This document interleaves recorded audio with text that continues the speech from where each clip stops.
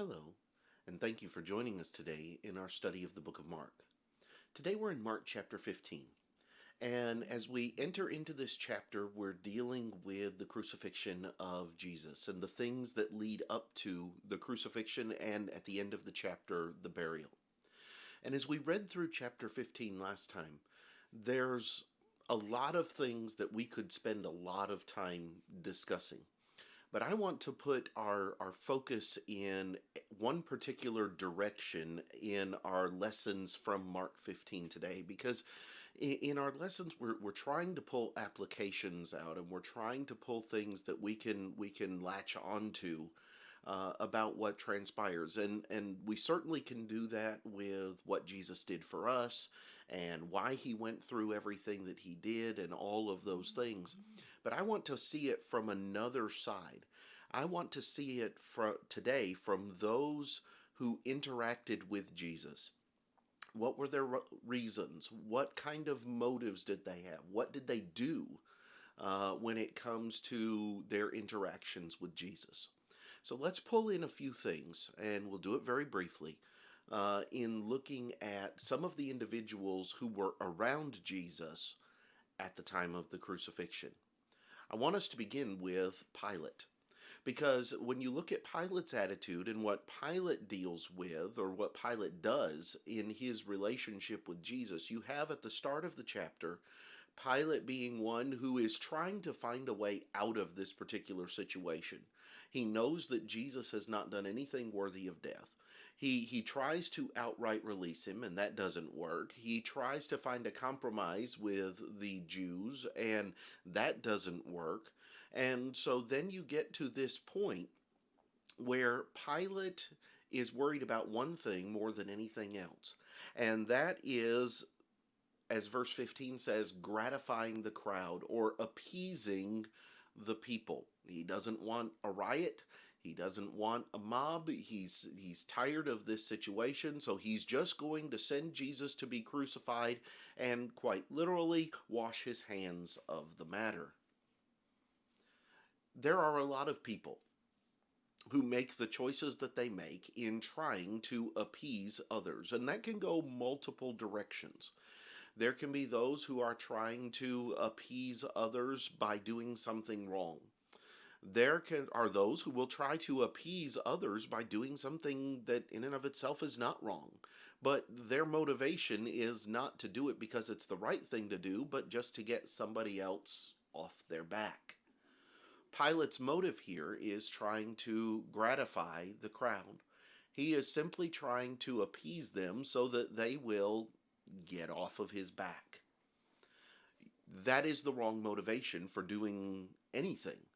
You can even do the right thing, but if your motive is just to appease somebody else, it's for the wrong reason.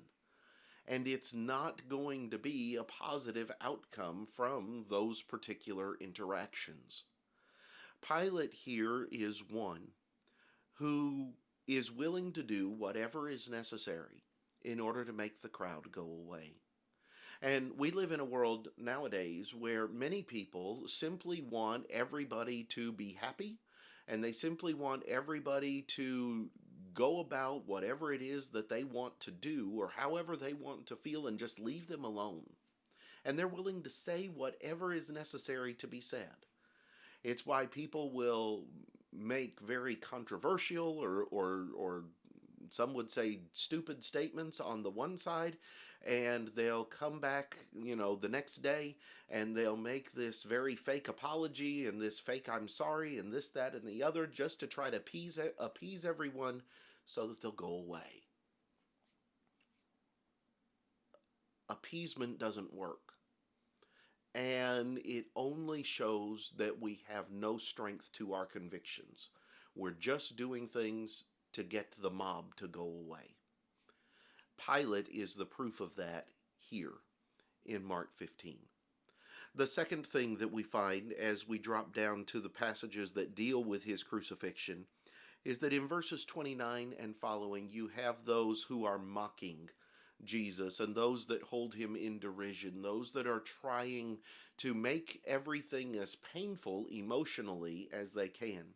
You have those who blaspheme him in verse 29, who talk about him saying that he would destroy the temple and build it in 3 days, but yet he can't come down from the cross. You have the chief priests who mock him, saying that he saved others, but himself he cannot save. There are many in our world today who go through their time on this earth doing nothing but mocking Jesus and mocking those who seek to follow Jesus. It is increasingly a world that holds Christianity in derision and that does not desire to know anything about God, but also does not desire for you to know anything about God and about anything that Jesus did for you. They mocked Jesus when he was on the cross. They did not have any love for him, any reason to care about him.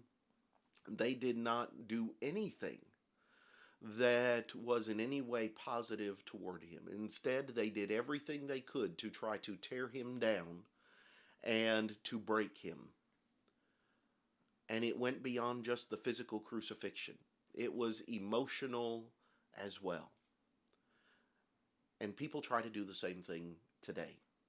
People try to do the same thing to Christians today. There is very much that attitude in the mocking and the derision of upholding what it is that God says and what God commands us to do. And yet, in all of the things that happened to Jesus, not once did he respond to it. Not once did he return it in kind. Instead, he simply endured what it was that he had to endure, to do what needed to be done so that even those who mocked him might later have the chance at redemption and at salvation. We see the principle of dealing with mocking and derision. But there's a third category of individuals that are present at the cross at the time of Jesus' death. And that third level is those who are going to be like the centurion when Jesus cries out and breathes his last in verse 37. And then in verse 38, the veil of the temple was torn in two from top to bottom. There will be other passages in Matthew and Luke that will talk about the earthquake and the various other things that are going to transpire at this time. And when the centurion who stood opposite him saw that he cried out like this and breathed his last, he said, "Truly, this man was the Son of God." Belief. There are those who simply want to appease others. There are those who are mocking and deriding those who believe in God and who are seeking to serve him. But then there are those who believe, and those who are willing to look at and listen to the truth. They are willing to see what is going on around them for what it is, and they are willing to believe and act upon the truth of God's Word. You see, it's impossible to lump everybody into a single category. It's interesting that it is the Jews that are mocking and deriding Jesus, and it's a Roman centurion who believes that he was the Son of God. But yet there are those among the crowd that include Mary Magdalene and Jesus' mother and various others who do believe in Jesus and who are at the cross not out of the desire of a spectacle, but because of their love and their care and their concern for the Redeemer of mankind. And so you have all different kinds of people. You have all different reactions and all different rationales. And so many of them are even brought about and enumerated here in Mark chapter 15. And I believe it's one of the interesting areas and interesting ways that we can learn from what transpires here, is by seeing how people responded in this situation, but also seeing those are the exact same ways people respond to Jesus today. I hope that these things have been beneficial to you.